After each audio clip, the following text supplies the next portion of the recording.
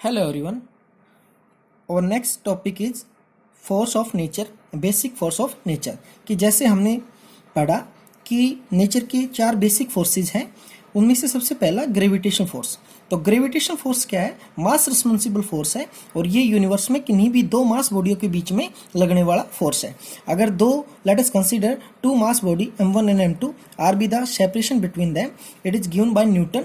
और इस फोर्स के अकॉर्डिंग अगर दो बॉडियों के बीच में मास के कारण जो फोर्स लगता है वो प्रोडक्ट ऑफ मास के क्या होता है? प्रोडक्ट के डायरेक्टली प्रोपोर्शन होता है। Square of distance between them की क्या होता है? इनवर्सली प्रोपोर्शन होता है। साइन ऑफ प्रोपोर्शनलिटी को हटाने के लिए क्या लगा देते हैं? कांस्टेंट लगा देते हैं, कैपिटल जी m1 इंटू में m2 by R square, where capital G is a constant is called universal gravitation constant. और जी की जो वैल्यू होती है 6.67 इंटू में 10⁻⁻11, ठीक है, -11। यहां से देखो वैल्यू क्या आ जाएगी, यूनिट क्या आ जाएगी जी की?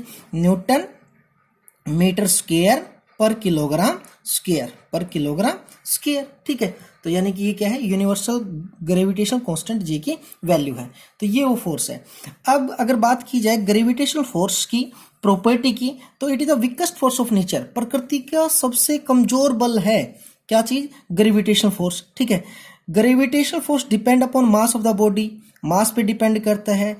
इनवर्स स्केल ऑफ डिस्टेंस को ओबे करता है।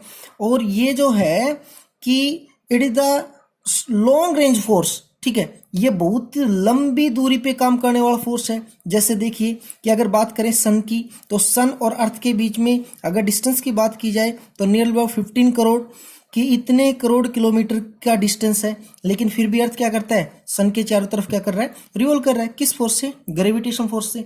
तो इसका मतलब क्या है? ग्रेविटेशन फोर्स क्या है? लॉन्ग रेंज फोर्स है। उसके बाद अगर बात करते हो, it independent of presence of another body.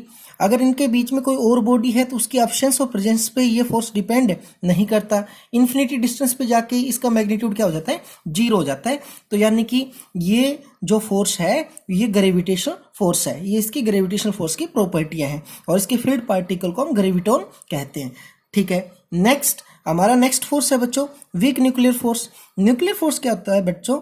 जब रेडियो एक्टिविटी होती है, रेडियो एक्टिविटी का मतलब है splitting of heavy nuclei into two light nuclei.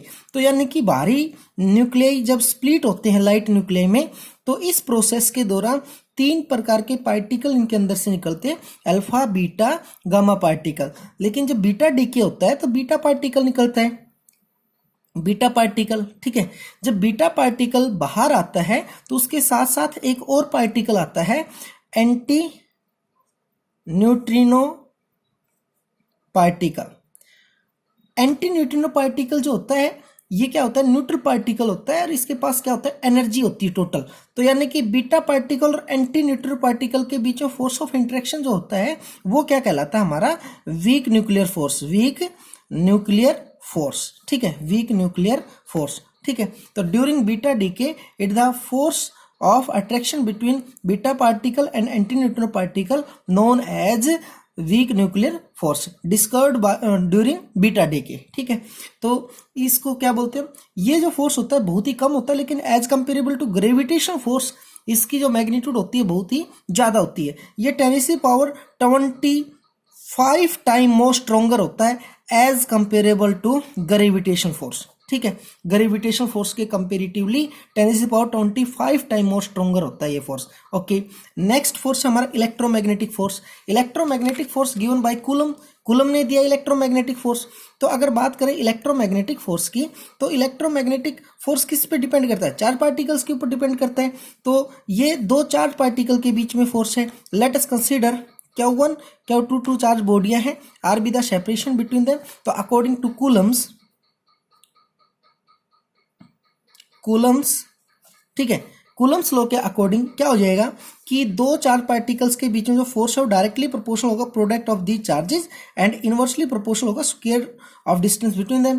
तो अगर इकट्ठा लिखें इसको तो क्या हो जाएगा? साइन ऑफ प्रोपोर्शनलिटी को हटाने के लिए कांस्टेंट लगा दिया, Q1 इंटू में Q2 बाई आर स्क्वायर, ठीक है। तो ये क्या हो जाएगा हमारा?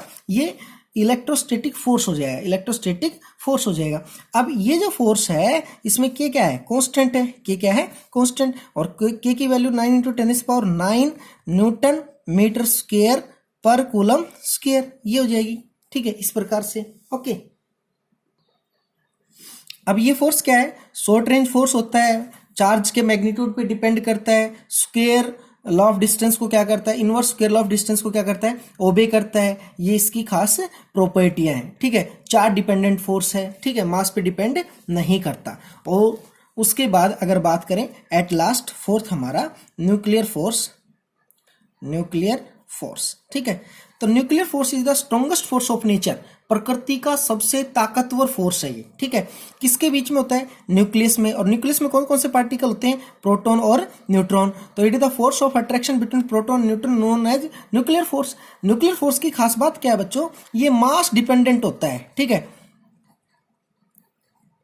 किस पे डिपेंड करता है, मास पे, ठीक है। तो यानी कि ये मास डिपेंडेंट फोर्स है, independent of charge. Nuclear force independent of charge, it depends upon the mass, ठीक है। किस पे डिपेंड करता है, मास पे डिपेंड करता है। It is the strongest force of nature, और प्रकृति का सबसे स्ट्रॉन्ग फोर्स है ये, ठीक है। कौन सा फोर्स है, स्ट्रॉन्ग। इसके जो पार्टिकल्स होते हैं वो मिजॉन्स होते हैं, ठीक है ना, पाई मिजॉन्स। क्या होते हैं, पाई मिजॉन्स पार्टिकल होते हैं। ये 3 टाइप के होते हैं, पाई न्यूट्रल, पाई पॉजिटिव और पाई नेगेटिव, ठीक है। ओके, इस प्रकार से ये 3 प्रकार के मिजॉन्स पार्टिकल होते हैं। तो it is the strongest force of nature, it depends upon mass, और ये जो फोर्स है ये इलेक्ट्रोमैग्नेटिक फोर्स से 10⁻⁴ टू टाइम मोर स्ट्रोंगर है, ठीक है। और अगर बात की जाए कि यहाँ इलेक्ट्रोस्टैटिक फोर्स से और ग्रेविटेशनल फोर्स से, तो इनका रेशियो अगर बना दिया जाए तो ग्रेविटेशनल फोर्स की मैग्नीट्यूड अगर 1 है तो वीक न्यूक्लियर फोर्स की मैग्नीट्यूड 10⁻25 है, इलेक्ट्रोमैग्नेटिक फोर्स की मैग्नीट्यूड 10⁻36 है, और न्यूक्लियर फोर्स की मैग्नीट्यूड 10⁻38 है। तो इस प्रकार से ये क्या है, इनका रेशियो है, ठीक है। तो बच्चों आज हमने किया basic 4 force of nature. In 4 force of nature को आप अच्छे से पढ़ोगे और इनकी अच्छे से अपना मतलब नोट्स प्रिपेयर करोगे। Okay, thank you.